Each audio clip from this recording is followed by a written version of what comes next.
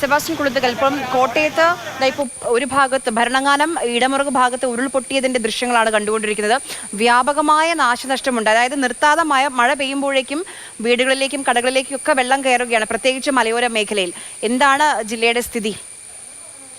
ഇന്നലെ വൈകുന്നേരം ആരംഭിച്ച മഴ ഇടതടവില്ലാതെ തുടരുകയാണ്. ഇപ്പോൾ അല്പം ഒരു ശമനം ഉണ്ടായിട്ടുണ്ട്. ഇതിന്റെ ഭാഗമായിട്ട് സംഭവിച്ചിരിക്കുന്ന ഏറ്റവും പ്രധാന പ്രശ്നം എല്ലായിടത്തും വെള്ളക്കെട്ടുകൾ രൂപപ്പെട്ടു. വെള്ളക്കെട്ട് രൂപപ്പെട്ടത് മൂലം വാഗമൺ റോഡ് ഗതാഗതം തടസ്സപ്പെട്ടിരിക്കുകയാണ്. അതുകൊണ്ട് ഈരാറ്റുപേട്ട ടൗണില് ഒട്ടുമിക്ക സ്ഥലങ്ങളിലും വെള്ളം മൂലം ഗതാഗത തടസ്സം ഉണ്ടായിട്ടുണ്ട്. അതുപോലെ പാല ഈരാറ്റുപേട്ട റോഡ് ഗതാഗത തടസ്സം ഉണ്ടായിട്ടുണ്ട്. അപ്പൊ അങ്ങനെ ഈ പ്രതിസന്ധികളൊക്കെ പരിഹരിക്കുന്നതിന് വേണ്ടിയിട്ടുള്ള ശ്രമങ്ങൾ നടത്തിക്കൊണ്ടിരിക്കുകയാണ്. ദുരന്ത നിവാരണ സംവിധാനം സുസജ്ജമായിട്ട് പ്രവർത്തിക്കുന്നുണ്ട്.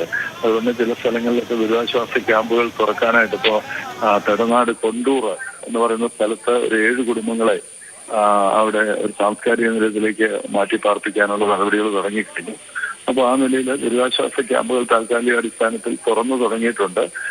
ഫയർഫോഴ്സും അതുപോലെ തന്നെ റവന്യൂ അധികൃതരും പഞ്ചായത്തും എല്ലാം സുസജ്ജമായിട്ട്, പോലീസും എല്ലാം വളരെ സുസജ്ജമായിട്ടുണ്ട്. അതുപോലെ തന്നെ ഞങ്ങളുടെ ഭാഗത്തുള്ള സന്നദ്ധ സംഘടനകളുണ്ട്. ടീം എമർജൻസി, നന്മക്കൂട്ടം തുടങ്ങിയ സന്നദ്ധ സംഘടനകളുടെ പ്രവർത്തകരും എല്ലാവരും സേവന സന്നദ്ധരായി ഈ പ്രളയക്കെടുതിയിൽ നിന്ന് അകപ്പെട്ടിരിക്കുന്ന ആളുകളെ രക്ഷപ്പെടുത്തുന്നതിന് വേണ്ടിയിട്ടുള്ള പ്രവർത്തനങ്ങളിൽ വ്യാപൃതരാണ്. ഇതാണ് പൊതുവിൽ സൂചിപ്പിക്കാനുള്ളത്. അതിലൽപ്പം മഴ അല്പം ശമിച്ചു തുടങ്ങിയിട്ടുണ്ട്, ആശ്വാസകരമാണ്. പക്ഷേ ഇതാ ഇപ്പം വീണ്ടും മഴ മുന്നറിയിപ്പാണ്. ജില്ലയിൽ റെഡ് അലേർട്ട് ആണ് ഉള്ളത്. അപ്പൊ അത് ഈ വെള്ളം ഇറങ്ങാനുള്ള ഒരു സമയം പോലും കിട്ടാത്തൊരു സ്ഥിതിയിലേക്ക് പോവുമോ കാര്യങ്ങൾ? വലിയൊരു ആശങ്ക ജനങ്ങൾക്കാകെ ഉണ്ട്.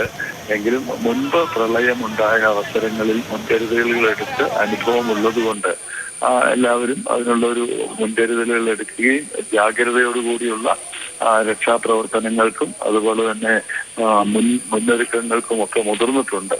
അതുകൊണ്ട് വലിയൊരു ആശങ്കയ്ക്ക് ഇടയില്ല എന്ന് തോന്നുന്നു. ഒരു ചെറിയ ഉരുൾപൊട്ടലിൽ തന്നെ 5-ൽ കൂടുതൽ വീടുകൾക്ക് കേടുപാട് പറ്റിയിട്ടുണ്ട്. അപ്പം ഈ ദുരിതാശ്വാസ ക്യാമ്പുകളൊക്കെ ആലോചനയിലുണ്ടോ? എവിടെയായിരിക്കും? അല്ല, ക്യാമ്പുകൾ സജ്ജമാക്കിയിട്ടുണ്ട്. ക്യാമ്പുകൾ മുമ്പ് തുറന്ന സ്ഥലങ്ങളൊക്കെ തന്നെ അത് ഒരു കുറച്ച് ദിവസങ്ങൾക്ക് മുമ്പെയാണ്, ഒരു ഏതാനും ദിവസങ്ങൾക്ക് മുമ്പും റെഡ് അലർട്ട് പ്രഖ്യാപിച്ച സാഹചര്യം ഉണ്ടായിരുന്നല്ലോ. അന്ന് പക്ഷേ വലിയൊരു കനത്ത അതിതീവ്ര മഴ ഉണ്ടായില്ല.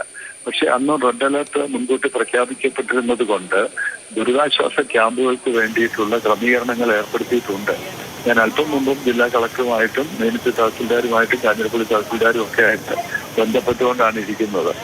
റവന്യൂ വകുപ്പ് ദുരന്ത നിവാരണ സംവിധാനം റവന്യൂ വകുപ്പിന്റെ കീഴിലാണ്, സുസജ്ജമാണ്. അതാണ് പറയാനുള്ളത്. ശരി, വളരെയധികം നന്ദി ശ്രീ സെബാസ്റ്റ്യൻ കുളുത്തുങ്കൽ സംസാരിച്ചു.